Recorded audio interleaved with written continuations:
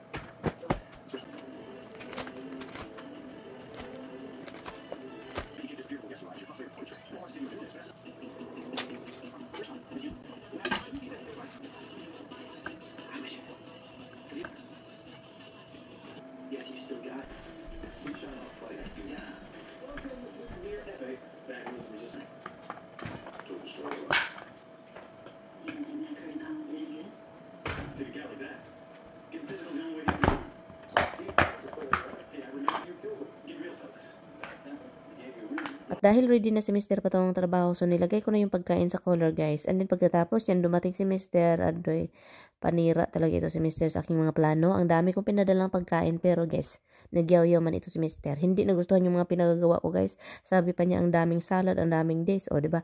So binawasan niya, binawasan ko din. So ganyan talaga yung pig dito guys sa bahay. Kapag ayaw niya, ay na. Ayaw talaga niya ng maraming pagkain. Go back to sleep. I love you.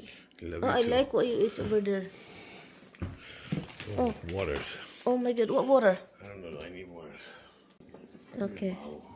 Okay, shake it. That's it, ba. Okay, where are you gonna put this now? On top of it? Okay, hold on. Okay.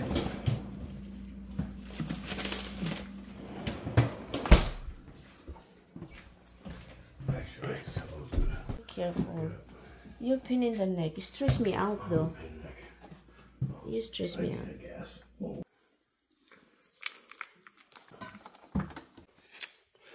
Honey, I love you. Yeah, you too. Hey, I'll talk to you later. be careful, huh? I'll talk to you later. Hey, do you have nose spray? Full driving, huh? Ang dami kong naiwan dito na hugasan guys at alas 8 na ito ng umaga kasi nakatulog po ako. At yun, kapag alis si Tami at gumising ako ng maaga, yan talaga yung mangyayari. Ulit akong magising. At dahil yung kapitbahay ko kahapon naglilinis sila ng mga dahon sa kanilang yard guys, so naisip-isipan ko din nga, ako din maglinis din ako. Kasi tayo. Roxy! Roxy! Hello! Cut this area here. I have to cut this area. Bye-bye! Bye, baby. Roxy, come. Come on. Come on. Come on, Roxy. Come on. Come on, baby. Tapos. Adoy, di ka gawas yung baby? Di ka gawas? Di ka gawas? Okay guys, mag-ano tayo dito. Kasi ang daming dahon. Saka hindi pa ako magputol. Daming dahon, no?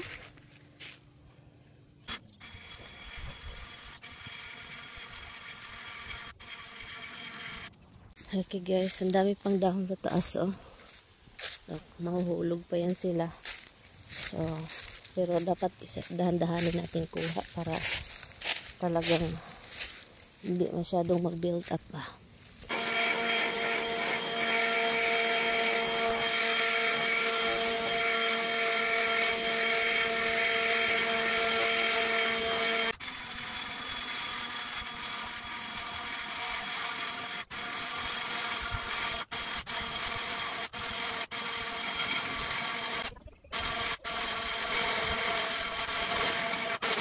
So yun, gamitan natin ng lawnmower guys para i-grind yung mga dahon para naman mabilis at hindi na ako mahirapan sa kalisod. So anyway, bago natin ito gamitin, tingnan natin kung meron pang oil. Kailangan na siyang oil change, no? Kasi sobrang dumi, pero dinagdagan ko siya guys kasi kulang yung oil, no?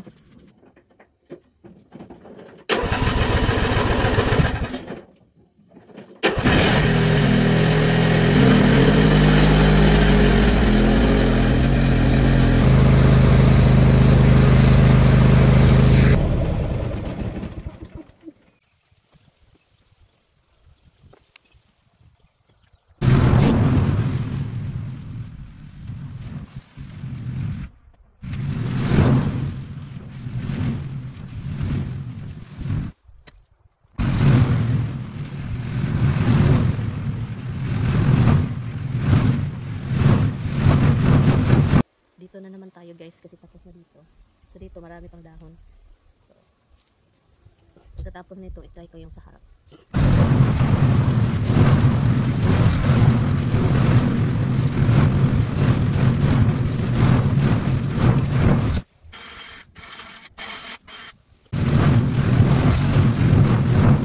Ang dumi-dumi ng mukha ko guys, as in maligo ako nito pagkatapos kasi grabe, puno akong abog. Abog, alikabok. Sabihin ko po sa inyo, dito kung sinabi kay Tami na gagawa ako dito ng kitchen. Dito na area, bahay kubo ba? Kasi pwede dito, pwede ako ditong mag-vlog, walang kusina lang ba, para siyang tapang ko or para siyang waiting shed. Dito na area. Dito, maganda dito guys, dito. May waiting shed ako dito. Waiting shed ba, parang upuan, and then kusina, kahoy. Gusto kong ganun. Kahit hindi na siya close. May ano lang siya, may bubong, may upuan na kahoy. Parang simple ba, pang bukid na style. At saka ang longaganan is yun, simple lang yung pangarap ko dito guys. Pero gusto ko talaga guys kasi maganda dito, as in, tignan nyo naman yan, ang lawak-lawak ng ang paligid dito. Pwede ko to gamitin dito, lungag-lungag, no, maghakot lang ang tubig dapat.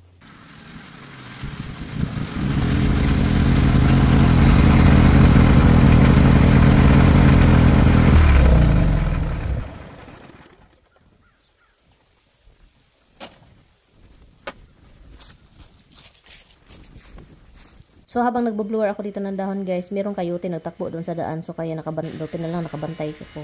So yun, paglingi ko guys, pag stop ko may coyote, sabi ko paktay. Isa lang siya, no. So tumakbo na ako, papunta sana ako sa machine, pero pagtakbo ko, paglingon ko, tumakbo siya doon sa may prutasan na area. So natakot naman ako guys. Oy, sayunan ka anak, coyote, ang bilis-bilis niyang ang bilis magtawag nito, takbo. Yan, para yung baliw na aso. Buti na lang hindi ako sinundan. Kaya kung sinundan ako, doon ako sa machine, takutin ko siya. Saka meron akong nakitang coyote nagtakbo sa Nakita ninyo, tumakbo ako. Kasi nakita akong nagtakbo-takbo sa daan. And then, nung nakita niya akong tumakbo, nagpunta doon sa prutasan. Ang dami pang dahon. Igirahin ko sa dito.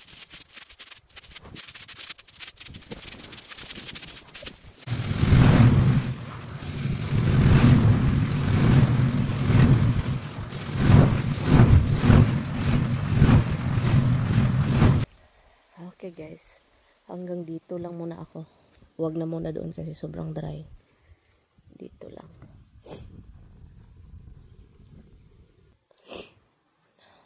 Dito lang muna tayo.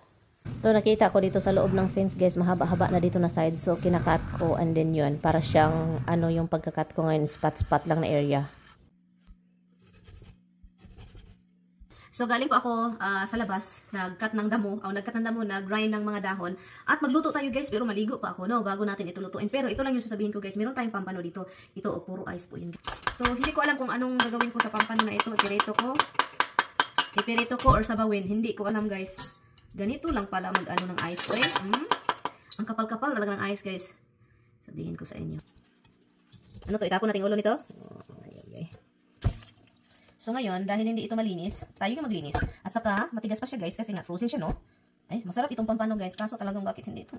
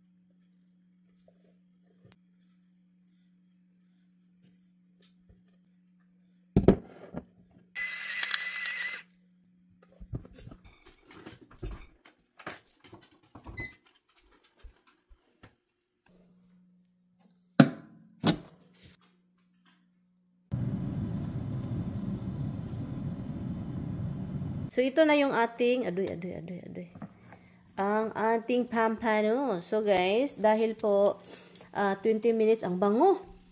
So, yung salad. Ito sa gilid natin ilagay para doon tayo magdudo, no? Ulo, guys.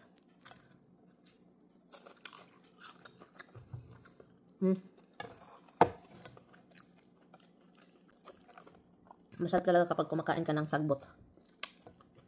It's good for you. So, hindi ko matapos-tapos ang pampano, guys. At saka bukas na naman itong sa kabila. At yun. Ang sarap ng aking sauce na Tabasco. As in, sobrang sarap talaga niya, guys. As in. Kung mahilig kayo sa kaunting anghang, the best talaga. Tabasco. So, ako lang kumakain ito, guys. Si Tami ayaw kumakain ng mga ganito. Na may mga buto, may ulo, may tuhod, may paa. Charot.